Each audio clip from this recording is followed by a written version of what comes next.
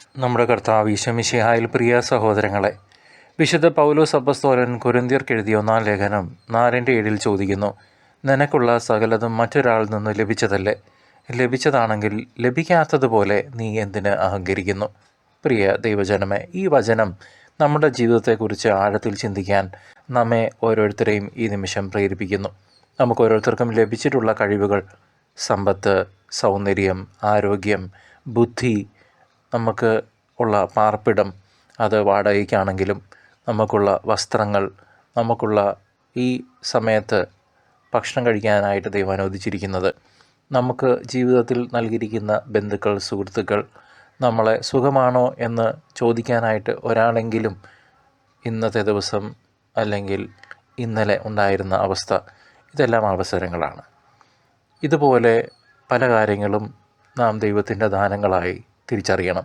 നമ്മുടെ സ്വന്തം പരിശ്രമം കൊണ്ടോ യോഗ്യത കൊണ്ടോ നേടിയെടുത്തവയല്ല ഇവയൊന്നും എന്ന് തിരിച്ചറിയണം. പലപ്പോഴും we consider these as things that we are totally entitled to and treat them as per our convenience, and that is a very selfish action out of our pride. We shouldn't be doing that. എല്ലാം ദൈവകൃപയുടെ സൗജന്യമായ ദാനങ്ങളാണ്.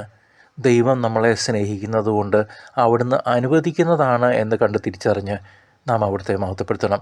ഈ സത്യം തിരിച്ചറിയുമ്പോൾ അഹങ്കാരത്തിനോ പൊങ്ങച്ചം പറച്ചിലിനോ നമ്മുടെ ജീവിതത്തിൽ സ്ഥാനമില്ലാതാകുന്നു.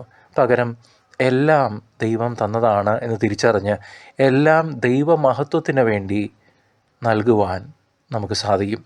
എനിക്കറിയാവുന്ന ഒരു സുഹൃത്ത് വൈദികനുണ്ട്.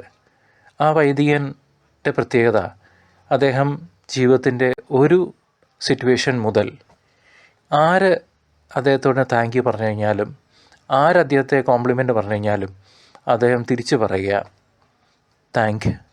Thanks B to God എന്നാണ്. അദ്ദേഹത്തോട് how are you feeling today എന്ന് ചോദിച്ചു കഴിഞ്ഞാൽ, അല്ലെങ്കിൽ ഹൗ ആർ യു ഫാദർ എന്ന് ചോദിച്ചു കഴിഞ്ഞാൽ അദ്ദേഹം ഐ ആം ഗുഡ് എന്നോ ഐ ആം വെരി വെൽ എന്നോ അല്ല പറയുക. പകരം അച്ഛൻ പറയുന്നത് ഐ ഫീൽ വെരി ബ്ലെസ്ഡ് ആണ്. I feel very blessed. നമ്മുടെ കർത്തൃത്വം ഉപേക്ഷിച്ച് ദൈവമാണ് സകലത്തിൻ്റെയും ഉടമസ്ഥൻ എന്ന വിനയത്തോടെ ഏറ്റുപറയാൻ ഈ അച്ഛനെ പോലെ നമുക്കും പഠിക്കാം.